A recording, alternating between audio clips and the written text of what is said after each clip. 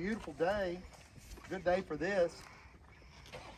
You got one of these per vehicle. I may have a couple of extras if somebody needs one.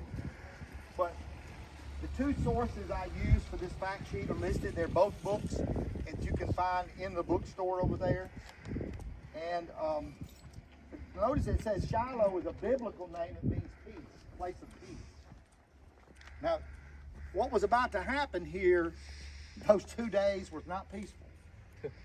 But the Union Army, this is the General Sherman, the Union Army, he had his men, this is south. This is toward Corinth, okay? And the Confederate Army is coming out of Corinth under General Johnston. And the Union Army is camped the river. They came in by river from boats, from gunboats and steamboats. General Grant is the commander.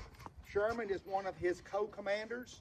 And Sherman is out here in these woods. This church, a log church, was here. This is a replica of what it would have looked like, they think. So they're camped in these woods around Shiloh Church. And so what you have here, Grant has taken two forts. He's taken Fort Henry on the Tennessee River and Fort Donelson on the Cumberland River. And when he took those two forts, both of those rivers now were open to invasion.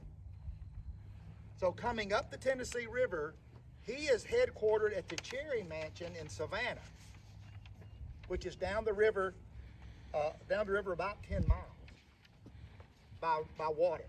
And Sherman is command out here, he and his co-commanders. So they are camped from the Tennessee River all the way to about right here. And south of here, Johnston is coming north. Johnston is coming with 40,335 troops. And you'll notice it says 80% of them are green.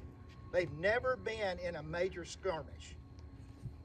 And they are undisciplined, very ill, poorly equipped.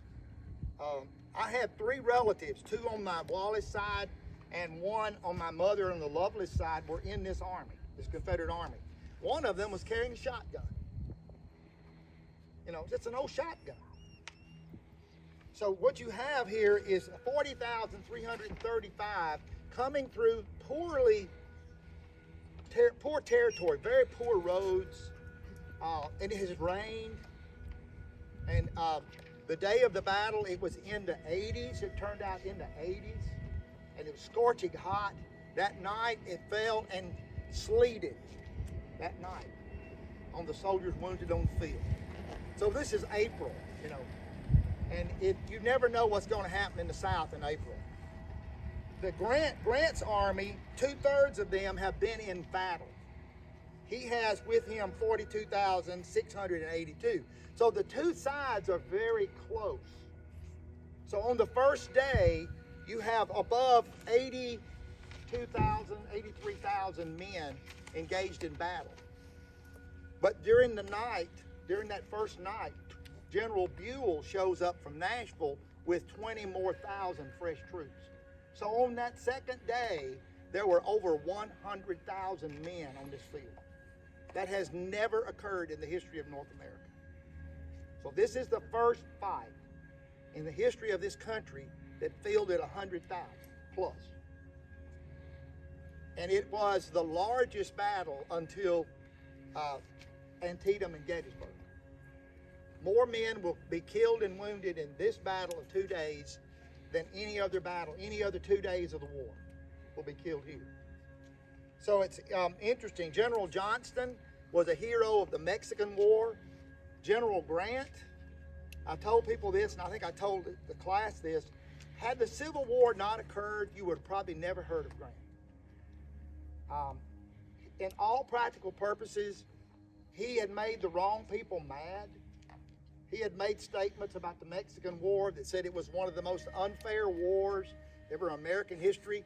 And this is what he basically said: we are only in this war to gain their land, which was Texas, Arizona, New Mexico, and California. But the politicians didn't want to hear that. So Grant goes home to Ohio basically and is a shopkeeper.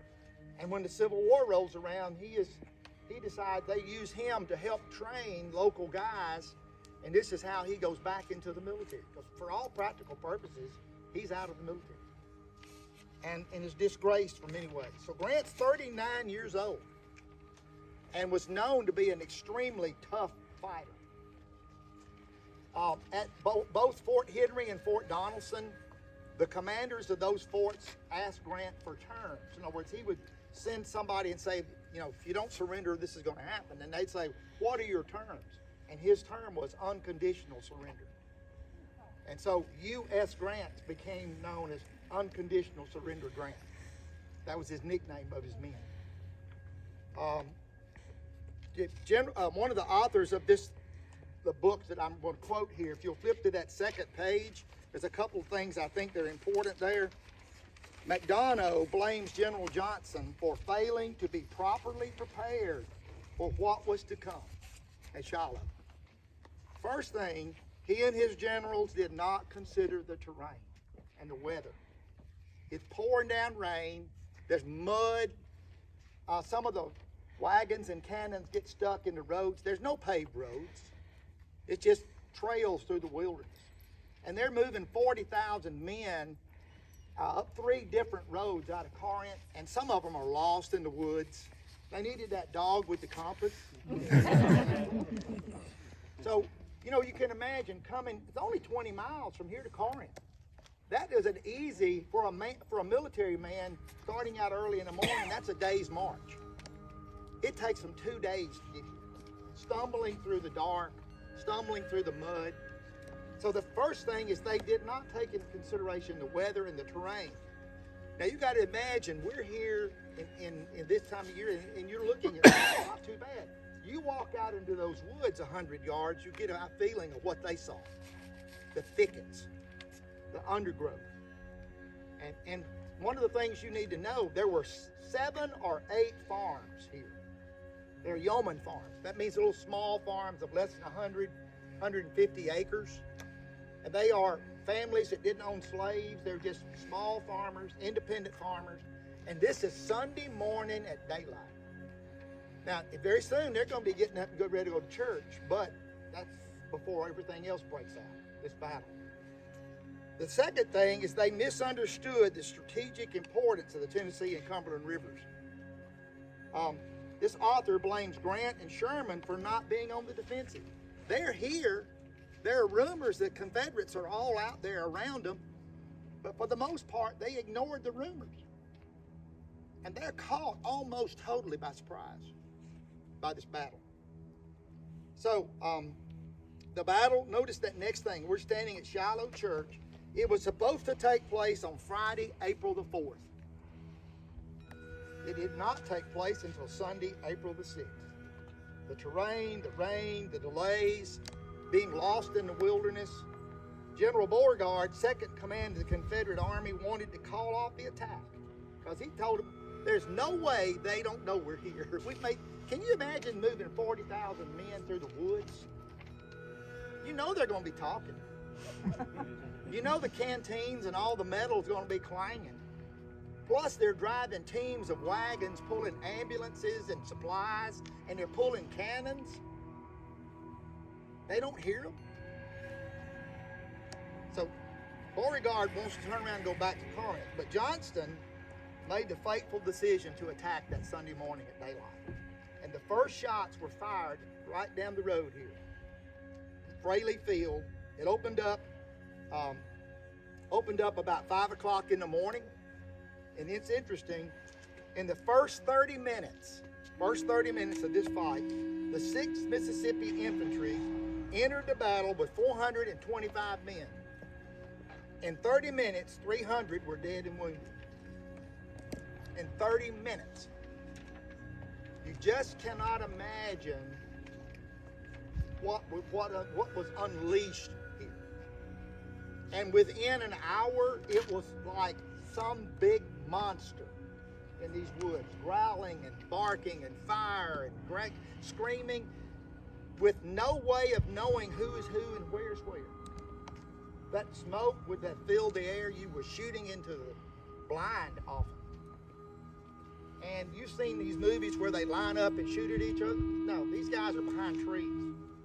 And they're shooting at somebody over there behind a tree trying to kill them. So these farms, you can imagine what these families went through that morning when this all broke out in these farms. And you've seen these open fields. A lot of those are original open fields of little farms around.